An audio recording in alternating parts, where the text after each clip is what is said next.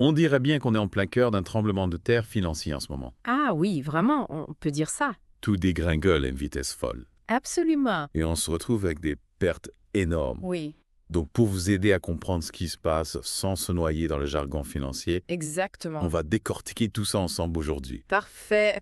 Et on va se baser sur l'analyse de The Smart Investor intitulée « Chute libre des marchés financiers ». Analyse et réaction de Trump. C'est une bonne base pour comprendre les tenants et aboutissants. Notre but, c'est de vraiment cerner les causes de cette chute et l'impact des réactions des investisseurs. Tout à fait. Et surtout, comment vous pouvez en tirer des leçons C'est ça. sans être submergé par l'information. Exactement. Alors, plongeons directement dans le vif du sujet. Allons-y. Commençons par l'ampleur des pertes, parce que c'est assez spectaculaire. Oui, tout à fait. On a le Dow Jones, le S&P 500, le Nasdaq Oui, tout le monde est touché. absolument. Le Nasdaq a perdu plus de 4 fois qu'il a levé que la pape. C'est ça. Et on prévoit que ça pourrait descendre encore de 6%. Ouais. Donc on s'approche dangereusement des seuils de déclenchement des coupes-circuits. Ah, ça, c'est inquiétant. Ah oui. Les coupes-circuits, ce sont des mécanismes de sécurité qui interrompent temporairement les transactions quand le marché chute trop rapidement pour éviter la panique. C'est comme une soupape de sécurité. Exactement. Et la chute ne touche pas que les actions. Non. Le pétrole a aussi pris un sacré coup. Ah oui. Le prix du baril passe en dessous de 60 $. C'est un niveau qu'on n'avait pas vu depuis des années. Ça montre bien qu'il y a une vraie inquiétude Oui. pour la croissance économique mondiale Exactement. et la demande en pétrole. Oui. Et même les crypto-monnaies sont touchées. Bitcoin, Ethereum, Solana. Tout le monde est emporté par ces vagues. C'est la panique générale. En période d'incertitude comme celle-ci, Ouais. les investisseurs fuient les actifs risqués. Et les crypto-monnaies en font partie. Donc tout le monde se rue vers des valeurs refuges. C'est ça. Et ça crée un décalage entre les prix et la valeur réelle. Oui. The Smart Investor parle de trillions de dollars qui s'évaporent. C'est énorme. C'est une perte de richesse colossale. Absolument. Et ça a des conséquences bien réelles Oui. pour tout le monde. Tout à fait. Des projets personnels annulés, Ouais. des inquiétudes pour l'avenir. Oui, ça. Un des éléments qui a déclenché cette dégringolade, c'est la réaction de Donald Trump. Ah oui. Il a déclaré qu'il refusait tout accord commercial avec la Chine. Oui. Donc le déficit commercial n'est pas résolu. C'est ça. Et ça a vraiment secoué les marchés. Ah oui. Ce genre de déclaration, ça impacte directement le moral des investisseurs. Oui. Les tensions commerciales, l'incertitude politique. C'est ce que les marchés détestent le plus. Ah oui, ça rend les prévisions impossibles. Exactement. The Smart Investor cite même une phrase de Trump qui en dit long. Ah, ouais, laquelle? Il aurait dit « Trump regarde ce marché en chute libre et dit « C'est correct, continuons ». Ah oui! On dirait qu'il privilégie les enjeux politiques à court terme, Oui, c'est l'impression que ça te donne. plutôt que la stabilité des marchés. C'est possible. Est-ce que c'est vraiment juste sa déclaration qui a tout déclenché? Bonne question. Ou est-ce que le marché était déjà fragile? Il y avait déjà des signaux d'alerte, Oui. des inquiétudes sur la croissance mondiale, Oui. l'inflation qui persiste, des valorisations boursières peut-être trop élevées Oui. après une longue période de hausse. Donc sa déclaration a été la goutte d'eau qui a fait déborder le vase.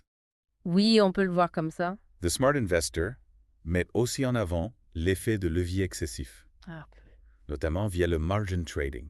oui, Pouvez-vous nous expliquer ce que c'est bien sûr. et comment ça amplifie les mouvements du marché? Avec plaisir. L'effet de levier, c'est utiliser de l'argent emprunté pour investir, C'est ça. pour démultiplier la puissance d'investissement. Exact. Le margin trading, c'est une forme spécifique de levier Oui. où l'investisseur emprunte de l'argent à son courtier pour acheter plus d'actions C'est... qu'il ne pourrait se permettre avec ses propres fonds. Exactement. Si les prix montent, les gains sont multipliés. Oui. Mais si les prix baissent, les pertes aussi. C'est le revers de la médaille. Et c'est là qu'intervient l'appel de marge. Ah oui. Comment ça fonctionne? C'est comme si vous achetez une maison avec un petit acompte. Et si le prix de la maison chute brutalement, Oui. la banque va vous demander de fournir plus d'argent Oui, pour garantir son prêt. pour compenser la perte de valeur. C'est ça, c'est l'appel de marge. Et si l'investisseur n'a pas l'argent, Il est obligé de vendre ses actifs. souvent à perte. Oui, pour rembourser son emprunt. Et quand le marché s'effondre comme aujourd'hui, beaucoup d'investisseurs reçoivent des appels de marge en même temps. Exactement. Et ça crée un effet boule de neige. C'est ça un cercle vicieux. Les ventes forcées font baisser les prix encore plus, Exactement. ce qui déclenche de nouveaux appels de marge. Et ça continue comme ça. C'est un engrenage infernal. Oui. The Smart Investor compare la situation actuelle avec la chute de décembre 2018, Oui. qui a été suivie d'un rebond assez fort, C'est ça.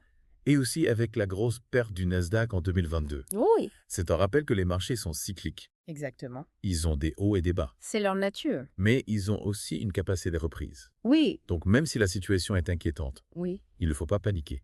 C'est important. Certains analystes voient même des opportunités Ah oui. pour des investissements à long terme. C'est ça. The Smart Investor cite l'exemple de Meta, Oui. comme une action potentiellement sous-évaluée. À cause de la panique irrationnelle. Donc c'est le moment d'acheter à bas prix. Oui, pour ceux qui sont patients. Mais... Mais comment savoir si une baisse est temporaire Bonne question. ou si l'entreprise est vraiment en difficulté? Il faut regarder les fondamentaux de l'entreprise. Oui. Sa santé financière, Oui. sa rentabilité, ses avantages concurrentiels, Ouais. ses perspectives de croissance. Donc une baisse de prix ne signifie pas forcément une opportunité. Non, Il faut s'assurer que l'entreprise est solide. exactement. Donc pour résumer, Oui. cette période de turbulence est due à un ensemble de facteurs économiques, politiques et techniques, Exactement. amplifiés par l'effet de levier. C'est ça. Mais même si c'est déstabilisant, Oui. ça fait partie des cycles des marchés financiers. Oui. Le message clé à retenir, c'est de ne pas paniquer. Absolument. Les réactions émotionnelles peuvent vous coûter cher. C'est ça. Comme le dit Mm. The Smart Investor, ne laissez pas la panique dicter vos décisions. Analysez, informez-vous et pensez long terme. C'est ça la clé. Gardez en tête que les marchés ont des hauts et des bas. Oui. Il faut avoir une vision à long terme Exactement. et se concentrer sur la qualité de ses investissements plutôt que de réagir impulsivement. C'est ça. Pour conclure, Oui. je vous laisse avec une question. Allez-y. Face à cette volatilité et aux incertitudes politiques, Oui. comment allez-vous adapter votre stratégie Oui. pour atteindre vos objectifs financiers à long terme? C'est la question à se poser. Merci de nous avoir suivis dans ce deep dive. À bientôt.